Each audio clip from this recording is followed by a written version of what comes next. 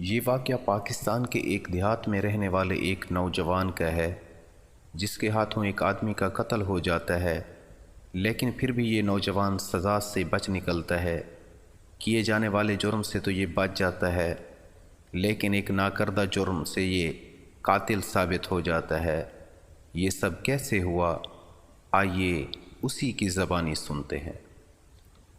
میرا نام ارسلان ہے اور میں پاکستان کے ایک گاؤں میں رہتا ہوں۔ میں بہن بھائیوں میں سب سے بڑا ہوں۔ تعلیم میں میٹرک سے آگے نہ جا سکا۔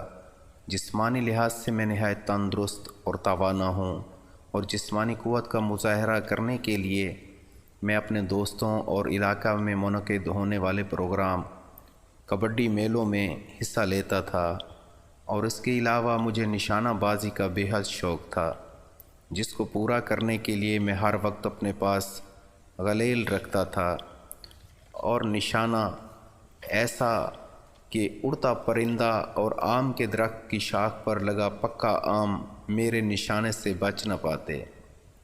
پھر ایک دن میرا دوست جیدہ مجھے آ کر کہتا ہے، چل یار ارسلان، نمبردار کے ڈیرے پر چلتے ہیں۔ سنا ہے پاکستان آرمی کے کچھ لوگ وہاں آئے ہوئے ہیں، اور گاؤں کے سب نوجوان لڑکوں کو انہوں نے بلایا ہے تاکہ ان کو فوج میں بطور رنگروٹ بھرتی کیا جا سکے۔ شوق تو مجھے بچپن سے ہی فوجی بننے کا تھا۔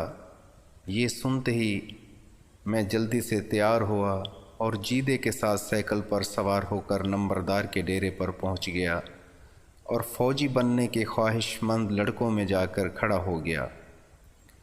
میرے قد و قامت اور جسامت کی وجہ سے ایک فوجی افسر کی نگاہ مجھ پر پڑ جاتی ہے، اور وہ مجھے اپنے پاس بلا لیتا ہے۔ چند جسمانی ٹیسٹ اور سوال جواب کے بعد بالآخر مجھے خوشخبری مل جاتی ہے کہ میں اب پاکستان فوج میں بھرتی ہو چکا ہوں۔ میں تو خوش تھا ہی، ساتھ ساتھ گھر والے اور رشتہ دار بھی خوش تھے۔ مبارکیں اور مٹھائیاں تقسیم ہونے لگیں، اور میں پھولے نہ سما رہا تھا۔ پھر مجھے فوجی چھاونی میں 1 سال کی ٹریننگ پر بھیج دیا جاتا ہے۔ ٹریننگ مکمل ہو جانے کے بعد مجھے کچھ دنوں کی چھٹی مل جاتی ہے تاکہ میں اپنے گھر والوں سے مل لوں، اور اس کے بعد بطور فوجی اپنی ڈیوٹی سر انجام دے سکوں۔ چھٹی ختم ہونے کے بعد میں اپنے ہیڈ آفس جاتا ہوں، اور وہاں سے مجھے پاکستان اور انڈیا کی ایک بارڈر پر تعینات کر دیا جاتا ہے، اور 1 عدد بندوق مجھے دی جاتی ہے، اور میں اپنی ڈیوٹی سر انجام دینے لگ جاتا ہوں۔ نشانہ بازی پر تو مجھے مہارت ہی تھی، اور پھر 1 سال کی ٹریننگ نے مجھے اور بھی نشانہ بازی میں پختہ کر دیا تھا۔ اب جو میرے دل میں حسرت تھی وہ غلیل سے نہیں بلکہ بندوق سے نشانہ لگانے کی تھی۔ ہر وقت میرے ذہن میں یہی بات ہوتی کہ کب یہ موقع ملے اور میں اپنی اس خواہش کو پورا کروں، لیکن 6 ماہ گزر جانے کے باوجود میری یہ خواہش پوری نہ ہو سکی۔ ہماری چیک پوسٹ کے قریب ایک گاؤں تھا۔ گاؤں کے لوگ کھیتوں میں کام کاج کی غرض سے آتے جاتے رہتے، جو بارڈر کی باڑ کے بالکل قریب تھے۔ ایک دن میں حسب معمول اپنی ڈیوٹی دے رہا تھا کہ بارڈر کے باڑ کے قریب ایک شخص کو اکیلا کام کرتے پایا، جو ہمارے قریب والے گاؤں سے تھا۔ پھر کیا تھا، میرا شوق یعنی بندوق سے نشانہ لگاؤں مجھے اکسانے لگا۔ میں نے ادھر ادھر دیکھا تو مجھے کوئی نظر نہ آیا۔ اتفاق سے سامنے باڑ کے پار یعنی مخالف ملک کا سپاہی بھی موجود نہ تھا، اور ہمارے والی طرف سے بھی میرے زیادہ نزدیک کوئی دوسرا سپاہی نہ تھا۔ شوق نے مجھے اندھا کر دیا تھا۔ میں نے بندوق کی نالی کا رخ اس کھیت میں کام کرنے والے شخص کی طرف کیا، پیشانی کا نشانہ لیا، اور پھر ٹھا! گولی چلنے کی آواز کے ساتھ ایک چیخ کی آواز آئی، اور پھر سناٹا چھا گیا۔ اکا دکا فائر بارڈر کی اس جانب یا اس جانب ہوتے رہتے۔ حالات بہتر ہونے کی وجہ سے کچھ زیادہ دھیان نہ دیا جاتا۔ جاں بحق ہونے والے شخص کی لاش جو باڑ سے ذرا فاصلے پر تھی۔ میں نے اٹھا کر اسے باڑ کے بالکل قریب کر دیا تاکہ یہ کہہ سکوں کہ یہ شخص باڑ کو پار کر رہا تھا۔ میرے منع کرنے کے باوجود بھی یہ باز نہ آیا تو میں نے اس پر گولی چلا دی، جو بدقسمتی سے اس کی پیشانی میں پیوست ہو گئی۔ لیکن بدقسمتی سے یہ سارا منظر میرا ایک فوجی افسر خوردبین کے ذریعے دیکھ رہا تھا۔ دھاڑتا ہوا آیا اور غضبناک لہجے میں مجھ سے مخاطب ہوا اور کہنے لگا، یہ تم نے کیا کیا؟ اپنے ہی گاؤں کے شخص کی جان لے لی تم نے۔ ابھی سب گاؤں والے آ جائیں گے تو ہم ان کو کیا جواب دیں گے؟ اگر ان کو پتہ چل گیا کہ ہمارے ہی سپاہی کے ہاتھوں یہ ناحق مارا گیا ہے تو ایک نیا معاذ اپنی ہی عوام کے ساتھ شروع ہو جائے گا۔ لہٰذا اس معاملے کو میں سنبھال لوں گا اور میں تجھے نوکری سے اسی وقت ختم کرتا ہوں۔ دفع ہو جاؤ میرے سامنے سے۔ مجھے نوکری سے نکالا جا چکا تھا۔ میں بوجھل قدموں سے وہاں سے چل پڑا، لیکن جاؤں تو جاؤں کہاں؟ گھر والوں کو تو میں نے کہہ رکھا تھا کہ 3 ماہ بعد چھٹی لے کر آؤں گا، اور اب اگر اچانک چلا گیا تو ان کے سوالوں کا کیا جواب دوں گا؟ اگر سچ بتا دیا تو ان کے سارے ارمانوں پر پانی پھر جائے گا اور گاؤں میں کسی کو منہ دکھانے کے قابل بھی نہ رہیں گے۔ لہٰذا میں نے فیصلہ کیا کہ یہ 3 ماہ کسی اور جگہ گزار کر چلا جاؤں گا اور گھر والوں کو چٹھی بھیج کر تسلی دیتا رہوں گا۔ ہفتہ 10 دن پاکستان کے ایک بڑے شہر میں سڑکوں کی خاک چھانتا رہا۔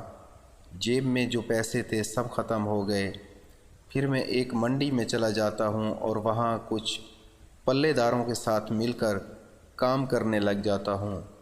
3 ماہ گزرنے کے بعد میں گھر چلا آتا ہوں۔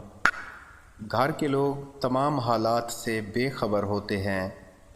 مجھے آئے ہوئے 3 دن گزر گئے تھے، لیکن گھر سے باہر نکلنے کو دل ہی نہ کرتا۔ آج میں گھر سے نکلا اور گاؤں کا کچا راستہ جو نمبردار کے باغ کے بیچ سے نکل کر آگے دور تک چلا جاتا تھا، اس پر چلنے لگا۔ جب باغ میں سے گزرنے لگا تو مجھے ایک نسوانی آواز نے مخاطب کیا۔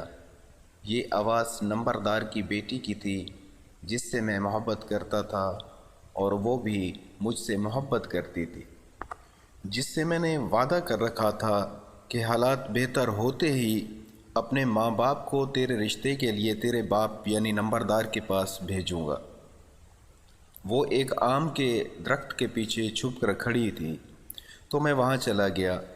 ابھی میں جا کر کھڑا ہوا ہی تھا کہ پیچھے سے آواز آئی، یہ کیا بے شرمی ہے؟ میں ابھی جا کر نمبردار کو بتاتا ہوں۔ میں نے جو مڑ کر دیکھا تو پیچھے نمبردار کا ملازم شیدہ کھڑا ہوا تھا۔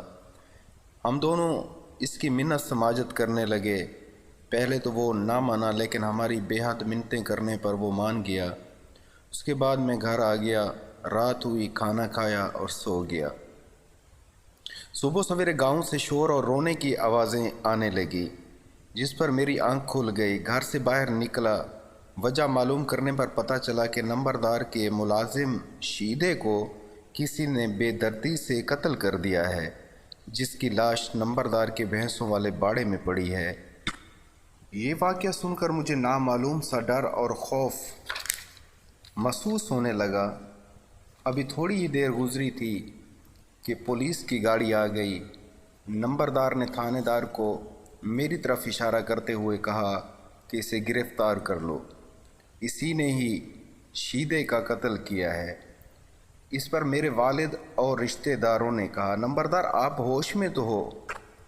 بھلا ارسلان کی شیدے سے کیا دشمنی کہ وہ اس کو قتل کر دے؟ نہیں ایسا نہیں ہو سکتا۔ اس پر نمبردار نے مجمع میں کھڑے ایک شخص کی طرف دیکھا۔